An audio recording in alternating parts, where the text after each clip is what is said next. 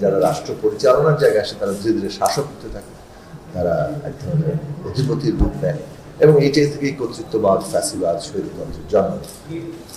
তো 72 সাল থেকেই রাষ্ট্র পরিদর্শনের ওই জায়গা আমরা লক্ষ্য করেছি এবং তার সাথে সংগতিপূর্ণভাবে যদি অর্থ সামাজিক ব্যবস্থার দিকে আমরা তাকাই, সাংস্কৃতিক দিক থেকে তাকাই, দেশ একদল লুটেরার হাতে বন্দী হয়ে পড়েছিল এবং সেই লুটপাটের শাসনকে জায়েজ করার জন্য দেশের জনগণের মধ্যে নানান ধরনের বিভাজন তৈরি একটা, যাকে বলে সচেতন প্রয়াস আমরা দেখেছি, যেখানে জনগণের ঐক্য তৈরি করাই রাষ্ট্রের গুরুত্বপূর্ণ কাজ। জনগণের মধ্যে নানান পার্থক্য থাকে, দ্বন্দ্ব থাকে, সেইগুলোকে মীমাংসা করা এটা হচ্ছে রাষ্ট্রের কাজ। কিন্তু রাষ্ট্র সেখানে উল্টো জনগণের মধ্যে বিভেদ সৃষ্টি করা, তাকে বিভাজিত করে নানাভাবে তার শাসনকে জারি রাখতে চেয়েছে এবং এটা নির্বিশেষে বলা চলে যে এই যারাই ক্ষমতা একটু দীর্ঘস্থায়ী করতে চেয়েছে জনসম্মতি ছাড়া, তারা প্রত্যেকেই রাষ্ট্রকে ব্যবহার করেছে, রাষ্ট্রের ক্ষমতা কাঠামোটাকে ব্যবহার করেছে এবং এই রাষ্ট্রের ক্ষমতা কাঠামো যেহেতু স্বৈরতান্ত্রিক, শুরু থেকেই সমস্ত ক্ষমতা একজন ব্যক্তির হাতে কেন্দ্রীভূত করা হয়েছে, কোনো জবাবদিহিতার জায়গা রাখা হয়নি, প্রতিষ্ঠানের মধ্যে কোনো গড়ে ওঠেনি। ফলাফল হিসেবে আমরা দেখেছি যে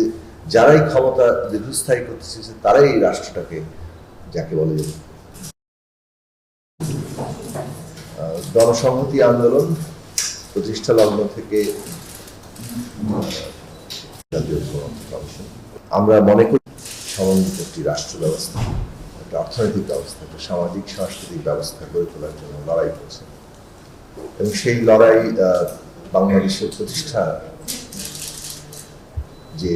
লড়াইয়ের মধ্যে দিয়েছে 1971 সালের মুক্তি সংগ্রাম, স্বাধীনতা যুদ্ধ, সেই যুদ্ধের মধ্যে যে ঘোষিত অঙ্গীকার সাম্য, মানবিক মর্যাদা, সামাজিক ন্যায় বিচার প্রতিষ্ঠা প্রতিটি নাগরিকের জন্য, তাকে আমরা অবলম্বন করার চেষ্টা করেছি। কেননা আমরা দেখেছি যে 72 সাল থেকে এই দেশে ওই যে যুদ্ধের মধ্যে দিয়ে যে প্রতিশ্রুতি তৈরি হয়েছিল, যে প্রতিশ্রুতি একটা জাতীয় ঐক্য তৈরি করেছিল, সেই প্রতিশ্রুতি অনুযায়ী দেশ পরিগঠিত হয়নি, পরিচালিত হয়। দেশের পরিদর্শনে সংবিধান অত্যন্ত গুরুত্বপূর্ণ। রাষ্ট্র যখন পরিগঠিত হয়, সেই সংবিধানেই আমরা লক্ষ্য করেছি যে 1971 সালের মধ্যে দিয়ে যে প্রথম সংবিধান কিংবা আমরা যে একটা আমাদের ঐক্যের ভিত্তি তৈরি হল, তাকেই একভাবে অস্বীকার করা হয়েছে, সেটা আমাদের সংবিধানের স্থান পায়।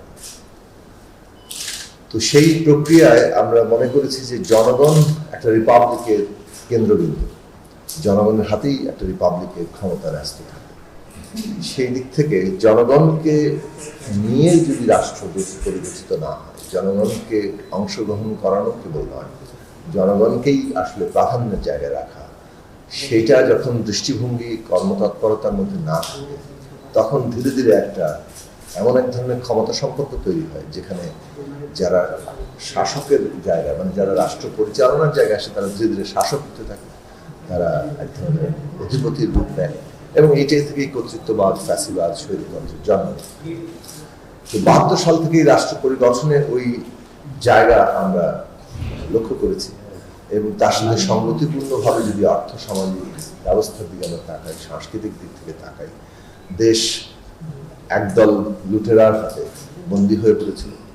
এবং সেই লুটপাটের শাসনকে জায়েজ করার জন্য দেশের জনগণের মধ্যে নানান ধরনের বিভাজন তৈরি একটা, যাকে বলে সচেতন প্রয়াস আমরা দেখেছি,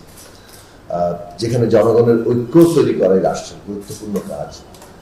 জনগণের মধ্যে নানান পার্থক্য থাকে, দ্বন্দ্ব থাকে, সেইগুলোকে মীমাংসা করা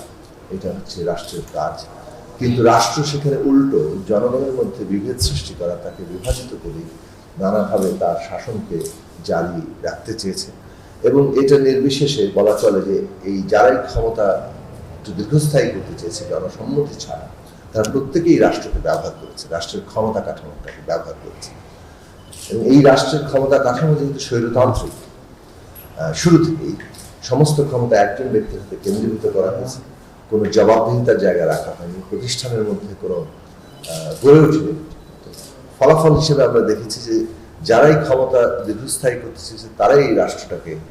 যাকে বলে গণসংহতি আন্দোলন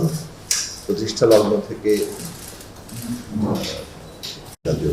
কমিশন